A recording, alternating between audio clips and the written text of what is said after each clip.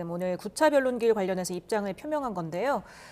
국회 측의 법률 대리인이 변론을 잘했다면서 굉장히 칭찬을 많이 했습니다. 월드컵 우승팀 같은 팀플레이를 보여줬다 이렇게 발언했는데 어떻게 들으셨습니까?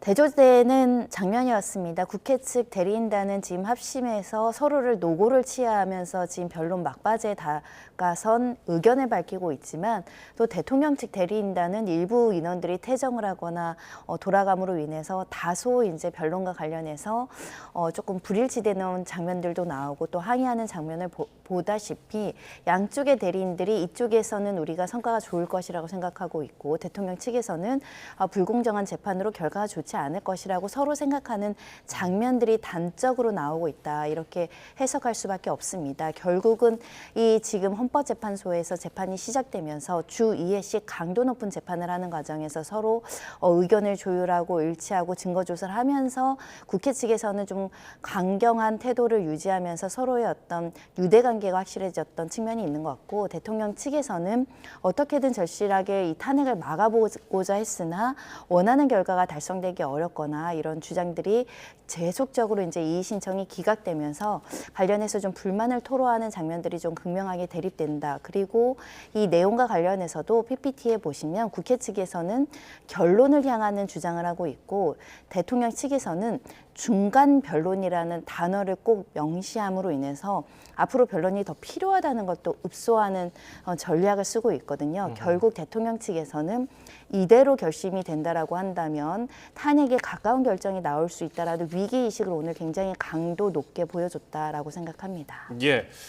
어제 저녁까지만 해도 오늘 변론에 윤 대통령이 출석할 것이냐 말 것이냐 많은 궁금증을 자아냈었는데 오늘 출석했다가 변론에는 참여하지 않고 바로 돌아갔습니다. 이건 어떻게 보셨습니까? 좀 이례적인 상황입니다. 왜냐하면 대통령이 움직이는 그 이동 동선이 적지 않은 경호처의 어떤 여러 가지 인력이라든가 교통 통제나 이런 것들의 조치가 수반되는데 그렇다고 한다면 출석의 필요성이 높다라고 인정을 했기 때문에 헌법재판관까지 재판소까지 이동했을 것으로 추정이 되는데 와서 이 대리인단을 통해서 오늘은 의견 진술하는 자리입니다라고 이야기를 해서 이제 복귀했다라는 것이거든요.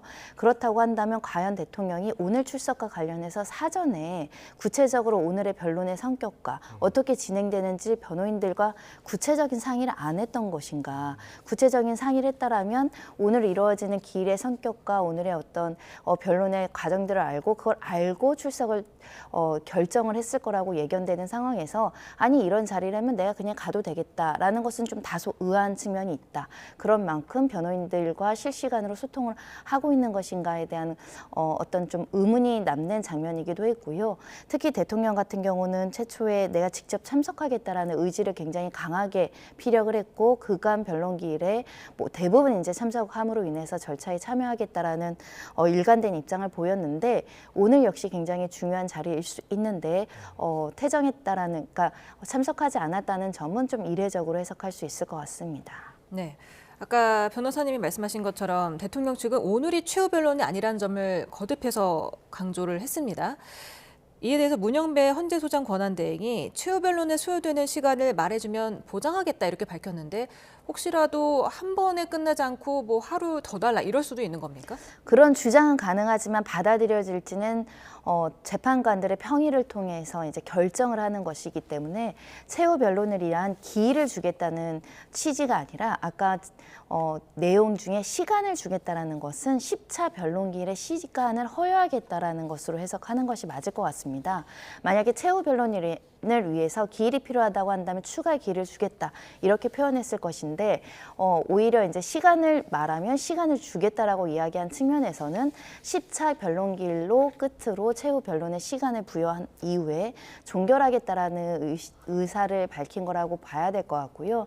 다만 지금 10차 변론기일도 여러 차례 이제 회의나 평의를 거쳐서 이제 결정한 만큼 이 상황에서 최후 변론을 위해서 3시간을 달라, 5시간을 달라라는 주장이 있고 그와 관련한 합리적인 어떤 근거를 제시한다라고 한다면 11차 변론기일을 통해서 최후 진술에 기회를 허용할 가능성은 여전히 남아 있지만 오늘 2시간도 적지 않은 시간이었고 대부분 압축적으로 그동안 주장된 내용들을 대부분 주장을 했거든요.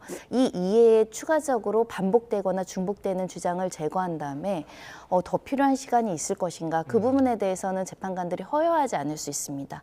왜냐하면 최초에도 PPT를 통해서 양쪽에서 탄핵돼야 된다, 탄핵할 필요가 없다라고 주장을 했었고 변론 중간중간 의견을 개진했을 뿐만 아니라 서면을 통해서 쟁점과 관련한 충분한 어떤 주장들이 오고 간 상황이고 오늘 또 2시간씩 시간을 할애해서 이렇게 어떻게 보면 종합 준비 서면 격의 어떻게 보면 최후 요지들을 이제 주장을 하고 간 상황에서 최후 변론을 기일을 잡으면서까지 수시간 필요할 것이냐 이런 부분에 대해서 좀 더 논리적인 설득이 가능해야 추가 변론 기일이 지정될 것으로 보입니다. 예.